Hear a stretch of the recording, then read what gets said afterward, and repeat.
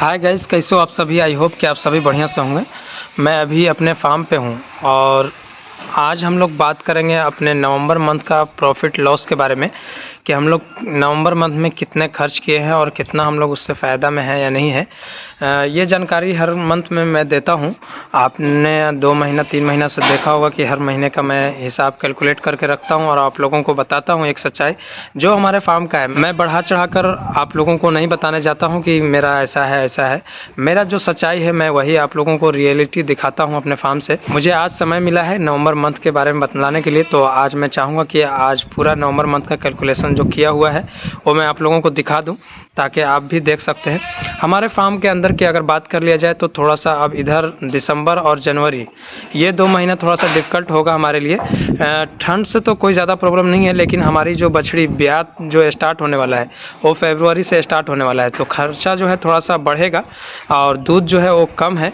तो जिसकी वजह से इन लोग के लिए जो मेहनत किए हैं शुरू से, तो अब जो मेहनत है और थोड़ा सा बढ़ाना है और फरवरी से फिर दूध जब आने लगेगा तो फिर हम लोग उस वक्त से हम लोग फार्म में प्रॉफिट में आ सकते हैं।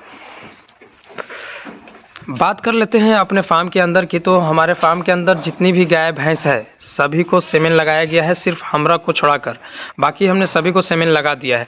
अब कंसीव की बात है तो ये हमारे सामने जो है ये तो कंफर्म हो गई है और एक सर्किल और वेट कर लेते हैं। जैसे फोतर है चाहे रानी 4016 है वो बछड़ी, ये दो को कंफर्म करना थोड़ा सा अभी मुश्किल है और 2 भैंस के बारे में। तो एक सर्किल और वेट करते हैं। एक सर्किल हो गया है, दोबारा अभी हीट में नहीं दिखी है, तो 2 सर्किल जैसे ही क्रॉस होता है उसके बाद हम लोग श्योर हो जाएंगे कि वो प्रेग्नेंट हो गई है और फिर नेक्स्ट 2 मंथ में फिर पीडी कर लेंगे हाथ डालकर, या एक हमारे पास किट भी बचा हुआ है उससे हम चाहेंगे कि फोतर का अगर 30 दिन कंप्लीट होता है तो फोतर का भी हम लोग चेक कर लेंगे। तो रही बात अपने पूरे फार्म की, तो काफ़ी बढ़िया चल रहा है, किसी तरह का कोई दिक्कत नहीं है। और फीड की अगर बात कर लेते हैं तो फीड हमारा यहाँ पे ख़त्म होने वाला है, ऑर्डर में लग गया है, हो सकता है कि आज या कल 2 दिन के अंदर में आ जाएगा। अब बात कर लेते हैं अपने फार्म प्रॉफिट लॉस के बारे में। तो चलिए हम वीडियो को करते हैं स्टार्ट, लेकिन उससे पहले मैं आपको एक ही चीज़ कहूँगा कि हमारे चैनल पर पहली बार आएँ तो चैनल को सब्सक्राइब जरूर कर लें, साथ में बेल आइकन भी दबाएं ताकि हमारे आने वाला वीडियो का नोटिफिकेशन जो है वो मिलता रहे। यहाँ पे हमारा देख सकते हैं कि ये नवंबर मंथ का है और ये हमने जो बताया था अक्टूबर मंथ का है। तो अक्टूबर मंथ में हमारा 2200 केजी दूध निकला था और इस मंथ में 2300 केजी दूध निकला है। रिटेल मिल्क की बात कर लिया जाए तो पिछले मंथ में हमारा 13,000 का दूध सेल हुआ था, इस मंथ में 15,000 का सेल हुआ था। Total milk minus retail milk की अगर बात कर लेते हैं तो हमने इसमें से इसको 300 केजी दूध घटा दिया है, तो इतना आया है। और टोटल मिल्क डेयरी रेट के हिसाब से मैंने फिर से इस मंथ में भी 36 रुपये और इस मंथ में भी 36 रुपये रेट लगाया है, जो कि आप देख सकते हैं। तो हमारा आता है 72,697.68। टोटल अगर अमाउंट की बात कर लेते हैं तो 72,697.68 प्लस 15,000 तो आता है 87,697.68। पिछले मंथ से बड़ा है, यानी हम बात कर लेते हैं अगर दूध ज़्यादा निकला है तो दूध मतलब पैसा भी ज़्यादा आया है। अब हम बात कर लेते हैं खर्च के बारे में।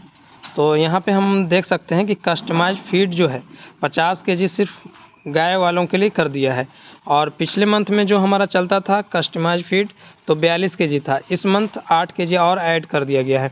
तो हमारा जो खर्च आता है पर डे का तो 1600 रुपये सिर्फ मिल्किंग वाले के लिए आता है। तो अगर मंथ की बात कर लिया जाए तो 48,000 रुपये होता है।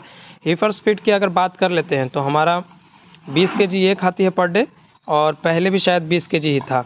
तो 30 दिन की अगर बात कर लेते हैं तो 19,200 रुपया हो रहा है। साइलेज की अगर बात कर लिया जाए तो 104 में ये सिर्फ मिल्किंग वाला ही नहीं खाता है बल्कि हीफर्स भी हमारा खाता है, लेकिन 104 यानी 104 केजी पर डे हमारा खर्च है साइलेज दोनों टाइम मिलाकर, तो 23,400 रुपया होता है। भूसे की अगर बात कर लिया जाए तो 150 रुपये का पर डे खाती है, यानी 30 दिन का 4500 रुपया होता है। दवा की बात कर लिया जाए तो बहुत कम खर्च हुआ था, यानी 500 रुपये मैंने मैक्सिमम मिनिमम जो भी है अंदाज़ा एक मैंने लिखा है। इंसेमिनेशन की बात कर लिया जाए तो 4,000 का हमने सेमेन नवंबर मंथ में डाला है, यानी अपने फार्म पे। लाइट बिल की बात कर लिया जाए तो 2,000 रुपया समथिंग मैंने ऐड कर दिया है। स्टाफ की अगर बात कर लिया जाए तो हमारा 10,000 एक मैक्सिमम हमने जोड़ा है, यानी खिला पिला कर 2 स्टाफ अभी हैं। तो अगर हम बात कर लेते हैं टोटल खर्च के बारे में तो ये सब पूरा कैलकुलेशन किया हुआ है, आप अपना मिला सकते हैं। अगर तो मैं टोटल बता देता हूँ, 1,11,600 ये खर्च हुआ। तो हमने टोटल खर्च माइनस टोटल अमाउंट जो आया था उसमें हमने माइनस किया है। तो 1,11,600 माइनस 87,697.68। तो इससे अगर हम माइनस करते हैं तो 23,902.32, यानी ये हमारा जो है ये जो आया है ये हमारा अभी अपने लॉस हो रहा है। यानी हम बात कर लेते हैं तो इसका फरवरी से जब हमारा ब्यात हो जाएगा, दूध ज़्यादा हो जाएगा, तो फिर हम लोग धीरे धीरे ये कम हो जाएगा और हो सकता है कि हम लोग गर्मी के सीज़न में प्रॉफिट में भी आ सकते हैं। तो आज के लिए इतना ही, मिलता हूँ फिर किसी नेक्स्ट वीडियो में। वीडियो बढ़िया लगा तो प्लीज़ लाइक से ज़रूर कर दें। Thank you.